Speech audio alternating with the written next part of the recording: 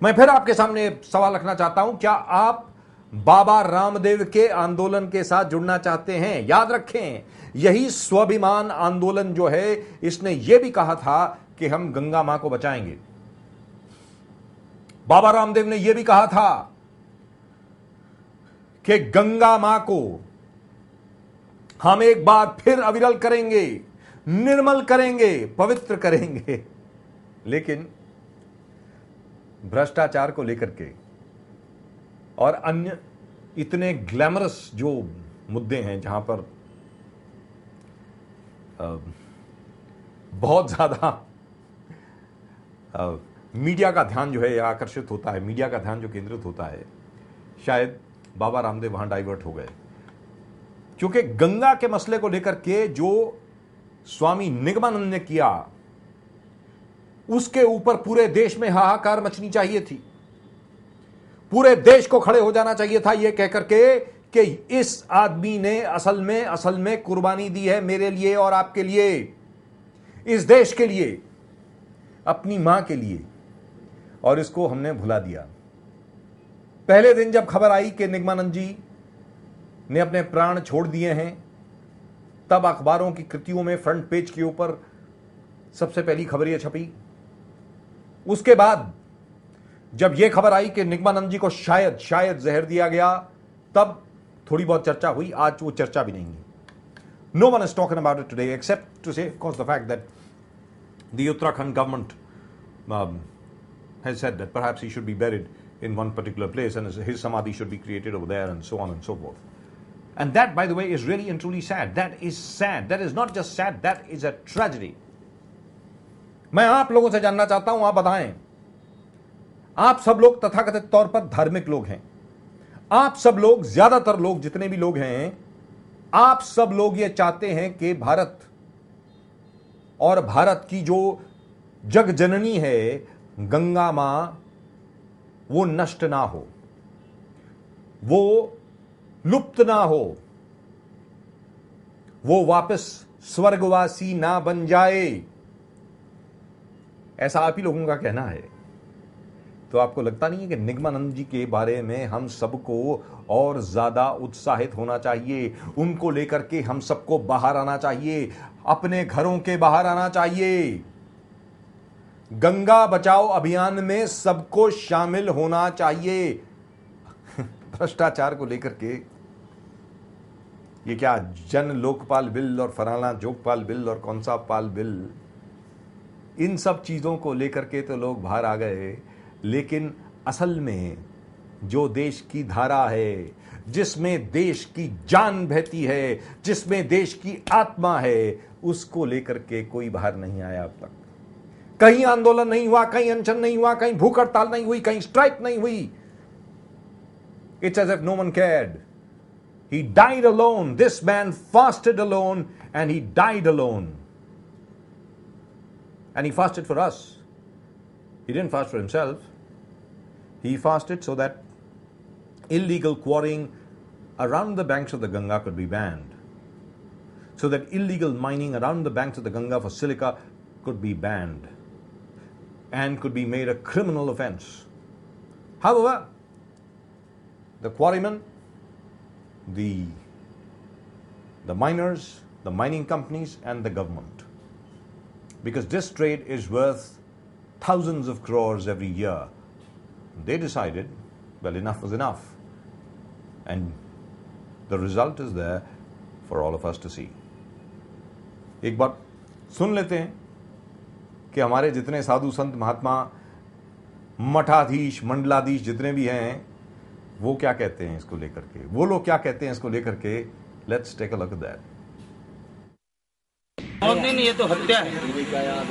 मौत तो हुई नहीं, उन्हें जहर दिया गया। किसने दिया? डॉक्टर ने, और जो भी खनन माफिया हूँ उनमें जो भी है, नाम तो हम किसी का प्रत्यक्ष रूप से बता नहीं सकते। इस प्रकरण में एक चीज साफ दिखाई देती है कि भाजपा दोहरी नीति पे काम कर रही है। अगर कोई आंदोलन, कोई अनशन ऐसा हो रहा है जो संघ या भाजपा के स्वार्थों को पूरा करता है, तो भाजपा उसको महत्व देती है। और यदि कोई व्यक्ति किसी ऐसे आंदोलन से जुड़ा हुआ है और उसके लिए अनशन करता है जिससे भाजपा के जुड़े लोगों को, संघ के जुड़े लोगों के आर्थिक हितों पे प्रभाव पड़ता है, तो भाजपा की सरकार उसको दबाने और दमन करने का कार्य करती है। स्वामी निगमानंद जी गंगा की पवित्रता, देश की एकता, अखंडता, भ्रष्टाचार, खनन माफियाओं के विरुद्ध जो इतना बड़ा आंदोलन संकल्पित समर्पित भाव से कर रहे थे, उनके सत्याग्रह को कुचलने के लिए राज्य की सरकार ने भरपूर प्रयत्न किया, कोशिश किया। स्वामी निगमानंद जी महाराज के सत्याग्रह को दिखावा छलावा मानते हुए उनको दरकिनार करने का प्रयास किया गया। यहाँ स्वामी रामदेव जी महाराज हॉस्पिटल में, जिस हिमालय अस्पताल में भर्ती थे, वहीं पर इलाज स्वामी निगमानंद जी का भी चल रहा था और वहाँ पर सारा शासन प्रशासन, सारा का सारा जो देश के भ्रष्टाचार के, धर्म के जो ठेकेदार हैं, सब लोग गए। लेकिन मानवता में विश्वास रखने वाले, गंगा और गायत्री में विश्वास रखने वाले, भारतीय संस्कृति में विश्वास रखने वाले गंगा पुत्र निगमानंद जी के लिए किसी ने एक क्षण का समय भी वहां पर नहीं दिया, जो जाकर निगमानंद जी के कुशल से पूछता, स्वास्थ्य के बारे में पूछता, और वो वहां से अंत में उनका पार्थिव शरीर आया। और सबसे बड़ा दुख का विषय है कि संत की मृत्यु के पश्चात उसको जो है पद्मासन पर धार्मिक परंपरा के अनुसार बैठाया जाता है। उनका जो है, उन्हें धार्मिक परंपरा का भी पालन नहीं करने दिया गया। जनसाधारण के साथ जो एक व्यवहार होता है। हाँ, ऐसे मैंने मातृ सदन में रहते थे और उन्होंने गंगा जी के खनन के बारे में काफ़ी वर्षों से उनका संघर्ष चल रहा था और कितनी बार वो कामयाब हुए हैं, कांग्रेस के समय भी और भाजपा के समय भी। और समय समय पे वो आंदोलन उठाते रहे हैं और बहुत अच्छा विषय था और हम लोगों का उनको समर्थन था और आना जाना लगा रहता था। और जो है, अब जो है, मुझे इस विषय में नहीं पता था कि 62 दिन से निगमानंद जी जो है अनशन पे बैठे हुए थे और ना अखबारों के माध्यम से ऐसा कभी मैंने सुना, या हो सकता है मैंने ध्यान नहीं दिया। परंतु हम ऐसे अनशन पे, और जो संत राष्ट्र के लिए, गंगा के लिए, गौ रक्षा के लिए जो भी कोई संत हो, चाहे वो रामदेव बाबा हो, चाहे निगमानंद हो, चाहे कोई भी धर्माचार्य यदि ऐसा कार्य करते हैं और यदि वो संप्रदाय को और समाज को लेकर के और ये कार्य करें तो थोड़ा सा और अच्छा उनको बल मिलता है। परंतु कई बार देखा गया है कि कुछ लोग जो हैं अपने आप व्यक्तिगत बैठ जाते हैं, परंतु उनको जिस लक्ष्य उनका अच्छा है गंगा की रक्षा के लिए और खनन के लिए, और वो कामयाब भी रहे। पहले हम लोगों ने जो मांग रखी थी कि उनको फिर से ये किया जाए पोस्टमार्टम, तो सरकार इतनी इनकी चमड़ी मोटी है कि ये सब बात सुनने के लिए तैयार नहीं है। सरकार ने तो उनको सबसे अच्छे अस्पताल में दाखिल किया था और अभी भी जो मृत्यु हुई है उसकी पूरी जांच होगी। सरकार ने तो उनको सबसे अच्छे अस्पताल में दाखिल किया था और अभी भी जो मृत्यु हुई है उसकी पूरी जांच होगी। भारतीय जनता पार्टी के नेतृत्व वाले राज्य में स्वामी निगमानंद की मौत हो जाती है। गंगा पुत्र निगमानंद, अपनी मां के लिए कुर्बानी देने वाले निगमानंद, उनकी मौत हो जाती है, स्वर्गवासी हो जाते हैं। कोई नहीं आया उनके लिए, कोई अनशन नहीं हुआ, जंतर मंतर पर कोई मोर्चा नहीं लगाया गया, रामलीला मैदान के ऊपर उनका कोई जिक्र नहीं हुआ। उनको मिलने के लिए 4 कैबिनेट मंत्री तो छोड़ करके एक कोई प्रशासकीय अधिकारी तक नहीं आया। निगमानंद ने जो अनशन किया वो कोई बहुत बड़े कॉन्सेप्ट, महान कॉन्सेप्ट के लिए नहीं था, वो सिर्फ अपनी मां को बचाने के लिए था। वो इसलिए था कि जग जननी हमारी मां गंगा, उसकी धारा अविरल हो, उसकी धारा निर्मल हो, उसकी धारा पवित्र हो। गंगा मां की मौत हमारे हाथों ना हो। गंगा मां इसी तरह हमें जीवन देती रहे, आने वाले पीढ़ियां भी गंगा को जीवनदायिनी गंगा मां के नाम से पुकारें। इसलिए निगमानंद जी ने अपनी जान का बलिदान दे दिया। इतने सालों से हम चीख रहे हैं, चिल्ला रहे हैं। Let's look at that question. ये है सवाल, ये सवाल आपसे है।